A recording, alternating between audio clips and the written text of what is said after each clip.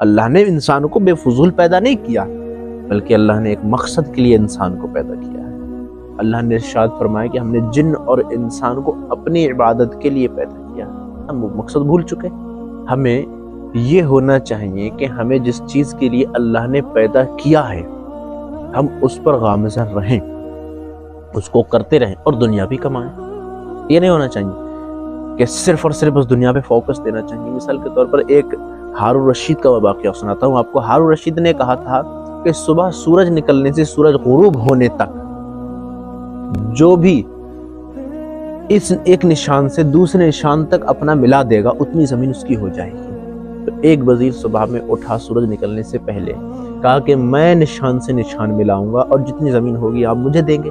نے کہا ہاں میں تجھے ساری زمین دے دوں گا جتنے پر تو نشان لگا دے گا۔ اب وہ چھڑی لے کر کے چلا سورج نکل کے، جیسے ہی سورج طلوع ہوا فوراً چھڑی ٹیکی زمین پر اور دوڑنا شروع کر دیا۔ دوڑتا رہا دوڑتا رہا دوڑتا رہا، نہ اس نے کھانا کھایا، نہ پانی پیا، نہ آرام کیا، چلتا گیا چلتا گیا چلتا گیا، یہاں تک کہ عصر کا وقت ہو گیا۔ اب سورج ڈوبنے کے قریب آنے لگا۔ اب وہ دیکھتا ہے کہ ابھی محل کافی دور ہے۔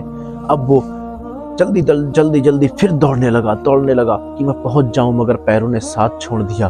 مگر وہ کوشش کر کے دوڑتا رہا یہاں تک کہ محل کے مینار، جو محل کے گنبد وغیرہ ہوتے ہیں، وہ نظر آنے لگے اس کو۔ تھوڑا دل میں سکون پایا کہ میں پہنچ جاؤں گا، اب بس قریب ہی ہوں۔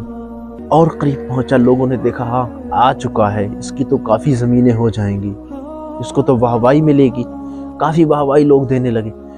بڑھتا گیا یہاں تک کہ پیروں نے ساتھ چھوڑ دیے، گر گیا۔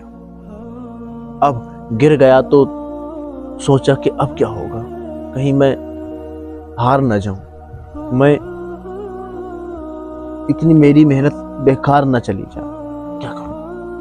کھچڑتا رہا گھسٹ کر قریب پہنچنے ہی والا تھا بالکل۔ لوگوں نے واہوائی شروع کر دی کہ پہنچ جا، بس زمینیں تیری ہو جائیں گی، بس تھوڑی سی جگہ رہ گئی ہے، بس تھوڑی سی رہ گئی، آجا۔ اب یہ کہتے لوگوں کی واہوائی میں بڑھتا گیا گھسٹ کر بڑھتا گیا، چل نہیں مل رہا ہے، گھسٹ رہا ہے جسم کے، گھسٹتا گیا اور آخر جیسے ہی سورج غروب ہونے والا تھا فوراً ہی اس نے چھڑی کو ملا دیا نشان سے نشان۔ لوگوں نے واہوائی دینا شروع کر دی کہ واہ تو کافی زمینوں کا مالک ہو گیا ہے، تو نے تو بہت کچھ حاصل کر لیا ہے، تو بہت زمینوں کا مالک ہو چکا، واہ تیری کیا بات ہے، تو بہت امیر انسان بن چکا ہے۔ اس نے جب نشان سے نشان ملایا تھا تو بہت پست ہو کر کے لیٹ گیا۔ لوگوں نے جب واہوائی دیتے ہوئے قریب آنا شروع کیا، پھر جب اس کو اٹھانا چاہا تو اس کی روح پرواز کر چکی تھی، موت ہو چکی تھی اس کی۔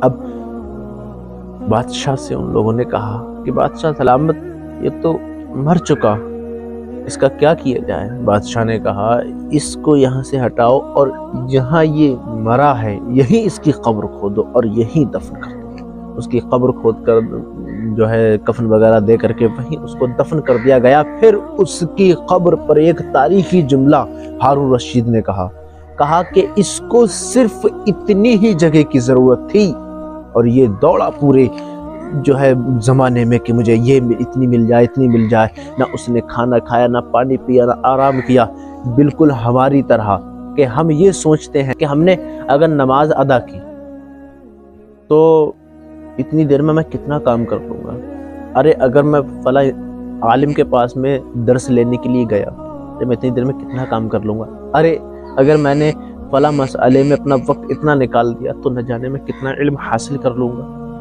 یہ ساری باتیں ہمارے ذہن میں آتی رہتی ہیں اور یہ اسی وقت ہمارے ذہن میں آتی ہیں جب ہم دین سیکھنے کے لیے جاتے ہیں، علم سیکھنے کے لیے جاتے ہیں یا اللہ کی عبادت کرنے کے لیے۔ اگر ہم اپنا فضول وقت کہیں بھی نکال دیں، فلم موویز دیکھنے میں کہیں بھی نکال دیں، کوئی فرق نہیں پڑتا۔